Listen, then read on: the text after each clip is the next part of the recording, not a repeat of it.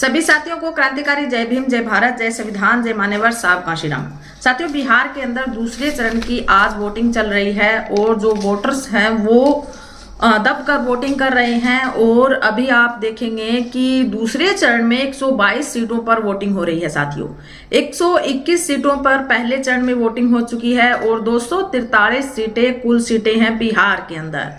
साथियों, आज लास्ट चरण की वोटिंग है और इसको लेकर वोटर्स में जो उत्साह देखने को मिल रहा है वो बेहद ही चौंकाने वाला और एनडीए के खिलाफ इस समय नजर आ रहा है। साथियों, जो आम मतदाताओं की रिपोर्ट आ रही है, जो सर्वे आ रहा है, जो ओपिनियन उनकी पोल आ रही है और आप देखेंगे जो बहुजन मीडिया है जो लाइव में वहां के वोटरों से चर्चा कर रहे हैं, तो एनडीए का बिहार के अंदर सफाया बताया जा रहा है और कहीं ना कहीं महागठबंधन की लहर देखी जा सकती है बिहार के अंदर। साथियों, अभी आप देख रहे हैं कि तेजस्वी यादव ने पहले ही ये दावा कर दिया था कि वो 18 नवंबर को मुख्यमंत्री की शपथ लेंगे और जो माहौल है साथियों, खासकर तेजस्वी यादव के फेवर में ही बिहार के अंदर नजर आ रहा है। हम जो स्टेक जनता की राय आ रही है साथियों, इस समय जो चर्चा में चल रहा है उससे अवगत करा रही हैं।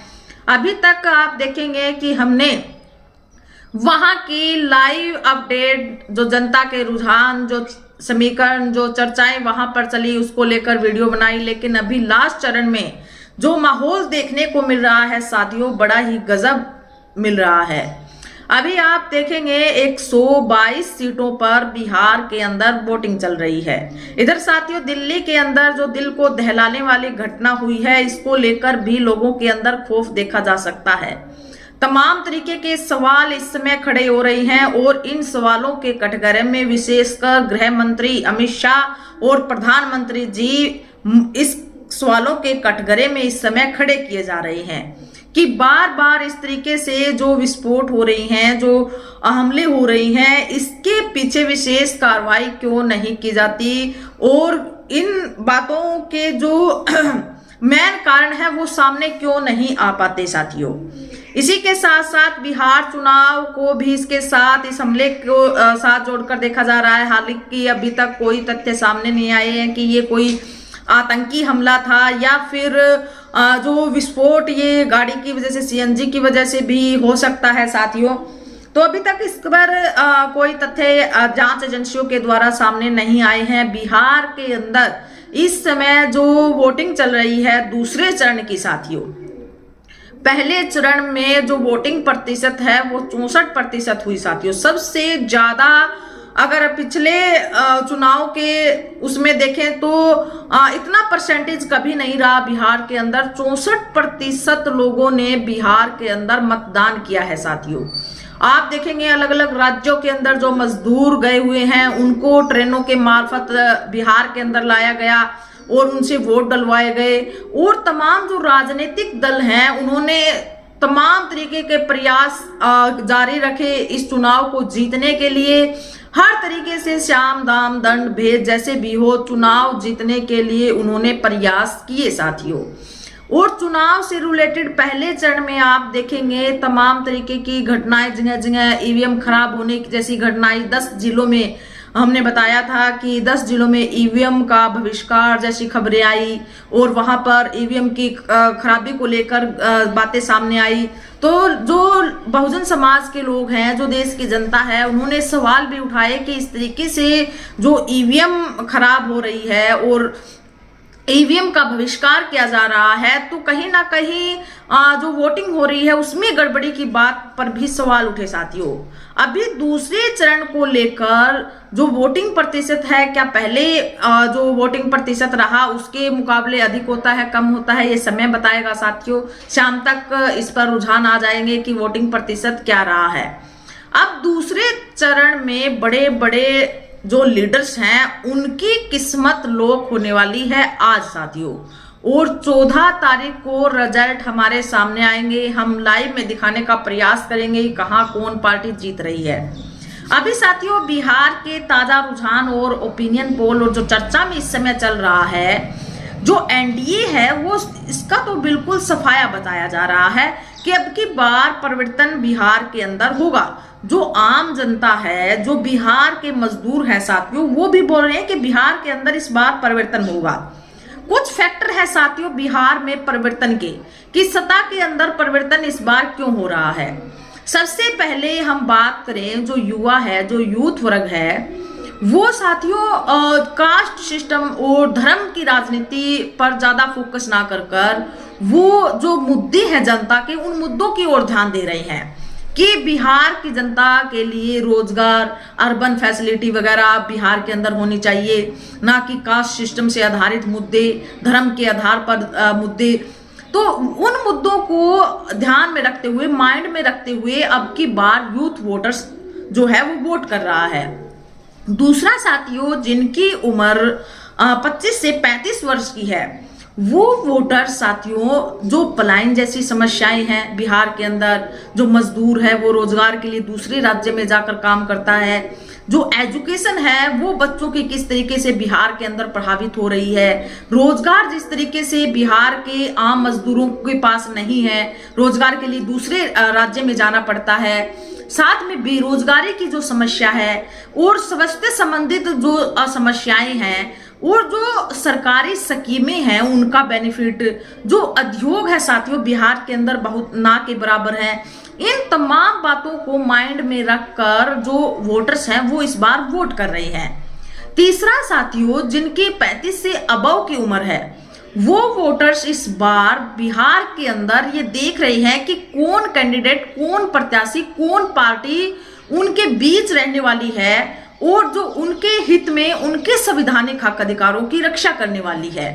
साथ में जो प्रत्याशी खड़े किए गए हैं उनका विश्लेषण किया जा रहा है कि क्या ये प्रत्याशी बिहार की जनता के लिए सही सोचेंगे, बिहार की जनता के लिए सही कार्य करेंगे, मुद्दों की राजनीति करेंगे, या फिर केवल वोट लेकर 5 साल तक बिहार के अंदर नजर ही नहीं आएंगे। तो इन सभी बातों को सोच समझकर बिहार का जो वोटर्स है इस बार बिहार के अंदर सत्ता परिवर्तन करने जा रहा है साथियों। खासकर जो सत्ता विरोधी लहर बिहार के अंदर चल रही है, नीतीश के खिलाफ बिहार की जनता नजर आ रही है, क्योंकि नीतीश की जो छवि है बिहार के अंदर वो दल बदलू वाली छवि है। वो कभी उस पार्टी में चले जाते हैं तो कभी उस पार्टी में चले जाते हैं। उन्हें जनता के मुद्दों से कुछ मतलब नहीं है, उन्हें केवल बिहार के अंदर मुख्यमंत्री की कुर्सी चाहिए। इसके अलावा जनता के मुद्दों से उन्हें कोई मतलब नहीं है साथियों। अगर उन्हें मतलब होता तो बिहार की जनता प्रेजेंट के अंदर जिन मुद्दों से जूझ रही है तो शायद उन मुद्दों से नहीं जूझ रही होती। जो पलायन, रोजगार, उद्योग जैसी समस्याएं हैं वो बिहार के अंदर नहीं होती आज। इसलिए जो नीतीश के खिलाफ और प्रेजेंट की सरकार के खिलाफ जो सत्ता विरोधी लहर वहां पर देखने को मिल रही है, तो ये भी इशारा कर रही है कि बिहार के अंदर सत्ता का परिवर्तन होगा। तीसरी तरफ साथियों हम देखें तो जो असदुद्दीन ओवैसी जी हैं, चंद्रशेखर आजाद जी हैं और बसपा पार्टी है साथियों, जी तोड़ प्रयास, मेहनत और जिस तरीके से इन्होंने बिहार के अंदर चुनावी प्रचार प्रसार किया, इन्होंने भी माहौल को चेंज कर रख दिया। जो बिहार का समीकरण है वो इन्होंने बिल्कुल चेंज कर दिया साथियों।